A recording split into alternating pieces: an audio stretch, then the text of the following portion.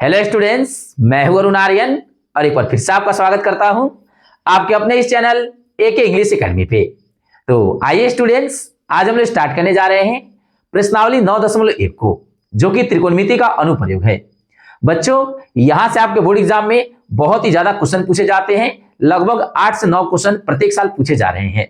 इसलिए आप इस चैप्टर को अच्छी तरह से देखिएगा और समझने की कोशिश करिएगा।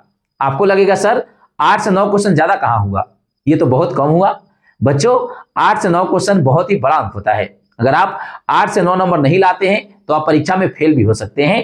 अगर आप 8 से 9 नंबर ज्यादा लाते हैं तो आप परीक्षा में फर्स्ट भी हो सकते हैं। इसलिए आपके लिए ये चैप्टर इंपॉर्टेंट रह जाएगा। अगर आप इसको अच्छी तरह से पढ़ लेते हैं तो यही आपके मार्क्स को डिसाइड करेंगे। देखिए बच्चों, सभी चैप्टर्स को स्टार्ट करने से पहले मैंने आपको बताया था कि उस चैप्टर में हमें क्या क्या पढ़ना है। उसी प्रकार हम प्रश्नावली 9.1 को स्टार्ट करने से पहले सबसे पहले आपको यह समझाएंगे कि प्रश्नावली 9.1 में हमें क्या क्या पढ़ना है और कौन कौन से ऐसे शब्द हैं जो हमें तंग करेंगे। इसलिए सबसे पहले हम उसी अंक को और उसी शब्द को देखेंगे। तो देखिए, सबसे पहले हम अंक की बात कर लेते हैं कि यहां से कितने अंक आपके बोर्ड एग्जाम में 2025 में पूछे गए थे। तो बच्चों, 2025 में पहली पाली में 2 ऑब्जेक्टिव पूछे गए थे और दूसरी पाली में भी 2 ऑब्जेक्टिव पूछे गए थे। फिर दोनों पाली में 2 नंबर वाले प्रश्न एक एक पूछे गए थे। उसके बाद पहले पाली में 5 नंबर वाले प्रश्न नहीं पूछे गए थे, लेकिन दूसरी पाली में 5 नंबर वाले एक प्रश्न पूछे गए थे। ऐसे आप देखें तो दूसरे पाली में कुल मिलाकर 9 क्वेश्चन हो जाते हैं, यानी कि 9 नंबर के क्वेश्चन हो जाते हैं। तो यहां से लगभग 8 से 9 तो आएगा ही आएगा। इसलिए आप इसको अच्छी तरह से देखिए और समझने की कोशिश करिए। अब आइए हम मेन बात करते हैं कि हमें कौन कौन सा ऐसा शब्द पढ़ना है जो कि मुझे समझ नहीं आएगा, यानी कि आपको समझ नहीं आएगा। मैं तो टीचर हूं, बहुत दिन से पढ़ा रहा हूं, तो मुझे सभी बातें समझ आती हैं। आइए बच्चों, आपको हम बारी बारी से सभी शब्द को बताते हैं कि ऐसा कौन कौन सा शब्द है जो आपको प्रश्नावली 9.1 में हैरान करने वाला है। तो आइए बारी बारी से सभी को हम टैकल करते हैं। बच्चों, सबसे पहले हम पढ़ेंगे कि उन्नयन कोण क्या होते हैं, उसके बाद अवनमन कोण पढ़ेंगे। तो आइए सबसे पहले यहां पे ध्यान से देखिए। देखिए, ये एक लड़की खड़ा है। कौन है ये एक लड़की है। देखिए, ये एक लड़की खड़ी है और यहां से ये एक भवन के ऊपर देख रही है। ये क्या है, तो यहां से लेकर यहां तक एक भवन है। इसी के ऊपर एक लड़की ऊपर देख रही है जहां पे कोई वस्तु रखा हुआ है। मान लीजिए यहां पे मैं खड़ा हूं और ऐसे मैं देख रहा हूं ऊपर की तरफ। तो देखिए, यहां पे कुछ रखा होगा तभी ना मैं ऐसे करके देखूंगा। तो आप कहेंगे यस सर, कुछ ना कुछ तो जरूर होगा, तभी आप उसको देखेंगे। तो बताइए, यहां पे एक लड़की खड़ी है, ये किसी वस्तु को देख रही है जो कि भवन के शिखर पर है। देखिए, शिखर क्या होता है, तो जो भवन का सबसे ऊपर वाला भाग है ना, इसी को हम शिखर बोलते हैं। और इसी शिखर पर एक वस्तु रखा हुआ है। तो आपने समझा कि शिखर क्या होता है। तो देखिए, शिखर क्या होगा, तो किसी भी भवन के सबसे ऊपर वाले भाग को हम शिखर कहते हैं। अब देखिए, यहां से एक लड़की ऊपर देख रही है। तो जब भी हम देखते हैं तो अपने आंखों से ही देखते हैं। जैसे मैं आपको देख रहा हूं तो आंख के सामने ही तो देख रहा हूं। तो उसी प्रकार ये जब लड़की देखेगी तो इसके आंख के सामने भी हमें एक बिंदु देकर इसको दर्शाना पड़ेगा। ये क्या हो जाएगा, तो देखिए ये जो बिंदु लिखा हुआ है ना, इसका नाम क्या है, तो इस बिंदु का नाम है क्षैतिज स्तर। देखिए, क्षैतिज स्तर हम क्यों देते हैं, क्योंकि यहां पे देखिए अगर हम इसको मिटा देते हैं तो हम इसका कंपेरिजन किससे करेंगे। हमें तो एक त्रिभुज बनाना है, तो यहाँ पे तो त्रिभुज बनेगा नहीं। इसलिए जब भी हम देखते हैं ना तो हमारे आंखों के सामने हमें एक स्तर देना पड़ता है जिसको हम क्षैतिज स्तर बोलते हैं। तो ये क्षैतिज स्तर है, ये वाला और ये वाला दोनों बराबर होता है, क्योंकि ये धरती है, ये आधार है। धरती को ही हम आधार बोलते हैं, आप क्लियर कर लीजिएगा। तो बताइए ये क्या है, तो ये धरती है और धरती को हम आधार बोलते हैं। तो बताइए ये और ये दोनों पैरेलल है, तो ये भी हो जाएंगे आधार। आप कहेंगे यस सर, ये भी आधार हो जाएंगे और ये भी आधार हो जाएंगे। ठीक है।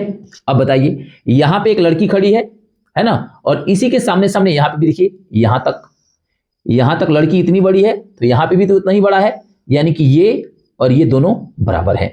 तो यहां पे जितना बड़ा लड़की होगी यहां पे भी उतना बड़ा लड़की होगी। ठीक है, ये आप समझ गए।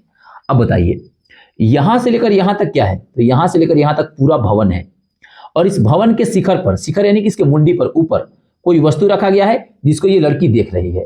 तो बताइए, जो लड़की देख रही है ना, इसको बोलते हैं दृष्टि रेखा। ये अपने दृष्टि से इसको देख रही है किसी वस्तु को, इसको हम दृष्टि रेखा बोलते हैं। ठीक है, अपने दृष्टि से देख रहे हैं तो इसका नाम है दृष्टि रेखा। आप समझ गए, यहां से दृष्टि से देख रही है तो इसका नाम क्या होगा, दृष्टि रेखा होगा। अब देखिए हमने इसको क्या कहा था, तो हमने इसको कहा था क्षैतिज स्तर। तो देखिए ये है क्षैतिज स्तर और ये है दृष्टि रेखा, इसके बीच में जो कोण बनता है ना उसी को हम बोलते हैं उन्नयन कोण। तो देखिए दृष्टि रेखा और क्षैतिज स्तर के बीच जो कोण बनता है उसको हम उन्नयन कोण बोलते हैं। तो यहाँ पे कौन सा कोण बन जाएगा, तो आप कहेंगे सर यहाँ पे बनेगा उन्नयन कोण, उन्नयन। अब आपको याद कैसे होगा, आइए हम आपको याद कराते हैं। देखिए ऊ से होता है उन्नयन और ऊ से होता है ऊपर। जब आप ऊपर देखते हैं तो समझ जाइएगा, जब भी आप ऊपर देखेंगे तो उन्नयन कोण बनेगा, क्योंकि ऊ से ऊपर होता है और ऊ से उन्नयन कोण होता है। तो हम जब भी किसी वस्तु को ऊपर देखेंगे ना, किसी छत के ऊपर बैठे हुए, जैसे मान लीजिए मैं यहाँ पे खड़ा हूं और मेरा दोस्त किसी छत पे खड़ा है, तो मैं ऐसे देखूंगा तो वहां पे कौन सा कोण बनेगा, तो वहां पे हम ऊपर देख रहे हैं तो ऊ से ऊपर और ऊ से उन्नयन कोण बनेगा वहां पे। तो आप समझ गए। देखिए इसका नाम है क्षैतिज स्तर, इसका नाम है दृष्टि रेखा। तो इन दोनों के बीच में जो कोण बनेगा उसी को हम बोलते हैं उन्नयन कोण। समझ गए, ये आधार है तो ये भी आधार हो जाएंगे, ये पूरा क्या हो जाएंगे, आधार। अगर ऐसे कर देंगे तब, लेकिन ऐसे रहेगा ना तो इसका नाम क्या है, तो आप कहेंगे सर इसका नाम है क्षैतिज स्तर। समझ गए, आंख के सामने जो भी होगा वो क्षैतिज स्तर ही होता है। अब देखिए यहां पे देखिए बच्चों, हमने समझ लिया उन्नयन कोण, जब हम ऊपर देखेंगे तो उन्नयन कोण बनेगा, तो ये मेरा कंफर्म हो गया। अब देखिए अवनमन कोण की बात करते हैं। मान लीजिए पहले हम नीचे से ऊपर देख रहे थे, अब मान लीजिए मेरा दोस्त नीचे आ गया और मैं उसके छत पे जाके खड़ा हो गया, तो मैं अब छत के ऊपर से देखूंगा। देखिए हम यहाँ पे छत पे आके खड़े हो गए हैं और यहाँ पे कोई वस्तु रखा हुआ है, ठीक है, मान लीजिए यहाँ पे कोई भी चीज रखा हुआ है। आप ऐसे मान लीजिए कि मेरा दोस्त यहाँ पे खड़ा है और मैं ऊपर से देख रहा हूं। तो देखिए ऊपर से तो हम नीचे देख रहे हैं ना किसी वस्तु को, यस सर। ये आदमी किसी चीज पे खड़ा है, यस सर। तो यहां से देखिए, यहां से लेकर यहां तक एक त्रिभुज बन रहा है। क्या बन रहा है, त्रिभुज बन रहा है। तो त्रिभुज बनना जरूरी है। अब बताइए यहां से जब हमने देखा तो यहाँ पे आंख है, हमने कहा था आंख के सामने हमेशा एक क्षैतिज स्तर होगा।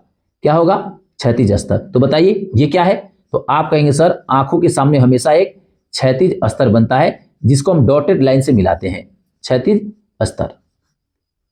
ठीक है, आप इसको समझ चुके हैं। अब देखिए यहां पे भी कुछ कोण बनेगा, देखिए, और ये क्या है, यहां से देखिए ये क्षैतिज स्तर, और यहां से हमने नीचे देखा, यहां से हमने कहां देखा, नीचे देखा। देखिए ये क्षैतिज स्तर और यहां से हमने ऊपर देखा, तो इसको दृष्टि रेखा बोल रहे थे। तो हमारे आंखों के सामने जो हमने रेखा अभी बनाया है ना, इसका नाम है दृष्टि रेखा। क्या नाम है, दृष्टि रेखा। देखिए जो डॉटेड लाइन होता है ना, उसका नाम होता है क्षैतिज स्तर, और ये जो रेखा बना है ना, इसका नाम है दृष्टि रेखा, क्योंकि हमने दृष्टि से ही किसी चीज को देखा होगा। किसी भी वस्तु को जब हम देखेंगे तो अपने आंखों से ही तो देखेंगे, तो इसीलिए इसका नाम हो जाएगा दृष्टि रेखा। चूंकि हमने अपने दृष्टि से आपको देखा या फिर किसी भी चीज को देखा, तो हो जाएगा दृष्टि रेखा। आप समझ गए। अब बताइए क्षैतिज स्तर और दृष्टि रेखा के बीच जो कोण बनता है उसको हम अवनमन कोण बोलते हैं। यहां पे कौन सा कोण बन गया, तो आप कहेंगे सर यहां पे जो कोण बना ना, उसको आप कहेंगे अवनमन कोण, एंगल ऑफ डिप्रेशन। अवनमन कोण इंग्लिश में बोलते हैं एंगल ऑफ डिप्रेशन। देखिए आप ऐसे भी याद कर सकते हैं, जब भी कोई बच्चा डिप्रेशन में होता है तो हमेशा नीचे मुंडी किए हुए रहता है, लेकिन अगर वो खुश रहेगा तो मुंडी ऊपर ऊपर घुमाते रहेगा, लेकिन डिप्रेशन में होगा तो नीचे की तरफ देखते रहेगा, हमेशा हमेशा दुखी रहेगा। तो जो डिप्रेशन में होता है ना, वो नीचे देखता है। यानी कि अवनमन कोण क्या हो गया, जब हम किसी ऊंचे जगह पे चढ़ जाते हैं और वहां से किसी नीचे जगह पे किसी इंसान को देखते हैं या फिर किसी वस्तु को देखते हैं, तो उसी को हम अवनमन कोण बोलते हैं। ये आप समझ गए। तो बताइए यहां पे जो कोण बनेगा ना, वही कोण यहां पे भी बनेगा। क्यों, क्योंकि देखिए ये जेड बन रहा है, ये क्या बन रहा है, जेड बन रहा है। देखिए यहां पे क्या बन रहा है, जेड बन रहा है। तो जेड जब भी बनेगा ना, तो यहां पे जितना कोण बनेगा ना, उतना ही यहां पे बनेगा। ठीक है, यहां पे जितना बनेगा उतना ही यहां पे बनेगा। तो यहां पे कितना कोण बन गया, तो आप कहेंगे सर यहाँ थीटा का कोण बन रहा था, तो यहां भी थीटा का कोण बनेगा। ये हो गया आपका अवनमन कोण। ठीक है, आपने दोनों समझ लिया, उन्नयन कोण और अवनमन कोण दोनों समझ लिया। दृष्टि रेखा को भी आपने समझ लिया। देखिए हमारे दृष्टि से जो भी रेखा बनेगा वो दृष्टि रेखा है, हमारे दृष्टि से जो भी रेखा बनेगा वो दृष्टि रेखा है। ये भी आपने समझ लिया। अब देखिए ऊर्ध्वाधर आपको समझाते हैं और पाद बिंदु समझाते हैं। देखिए पाद बिंदु क्या होगा, यहाँ पे देखिए इस फोटो में देखिए, ये जो लड़की खड़ी है ना, इसका पाद बिंदु कहाँ है? देखिए, पाद मीन्स होता है पैर। पाद मीन्स क्या होता है? पैर। तो इसका पैर बताइए कहाँ है? यहाँ पे है, इसी के नीचे है ना, यहीं पे। तो यहाँ पे जो बिंदु है ना, इसी का नाम है पाद बिंदु। ठीक है, तो पैर के नीचे जो भी बिंदु बनेगा उसको हम पाद बिंदु बोलेंगे। जब भी हम प्रश्नावली 9.1 में आपसे पूछेंगे कि बताइए पाद बिंदु क्या होता है, तो आप मुझको समझाइएगा सर पैर के नीचे जो भी बिंदु बनता है ना, उसी को हम पाद बिंदु बोलते हैं। तो ये भी आपका क्लियर हो गया, पाद बिंदु। अब ऊर्ध्वाधर देखिए क्या होता है। ऊर्ध्वाधर मीन्स होता है सीधा। जैसे मान लीजिए यहाँ पे ये जो भवन था ना, ये सीधा खड़ा है, इसी को हम बोलते हैं ऊर्ध्वाधर। तो जब भी आपसे कहा जाए कि ऊर्ध्वाधर खड़ा है, इसका मतलब आप समझ जाइएगा सीधा खड़ा है। तो ऊर्ध्वाधर मीन्स क्या होता है? सीधा होता है। तो ऊर्ध्वाधर यानी सीधा हो गया। अब प्रेक्षक क्या होता है? प्रेक्षक हम देखने वाले को बोलते हैं। जैसे मैं अभी आपको देख रहा हूं, आप मुझे देख रहे हैं, तो हम दोनों प्रेक्षक हो गए। मैं आपको देख रहा हूं, तो अभी मैं प्रेक्षक हूं। अब आप मुझको देख रहे हैं, तो आप प्रेक्षक हुए। उसी प्रकार यहाँ पे देखिए, ये जो लड़की थी ना, ये ऊपर किसी वस्तु को देख रही थी, तो प्रेक्षक कौन हो गया? ये लड़की हो गई। तो इसी को हम बोलते हैं प्रेक्षक। प्रेक्षक यानी देखने वाला। आप समझ गए? प्रेक्षक यानी देखने वाला।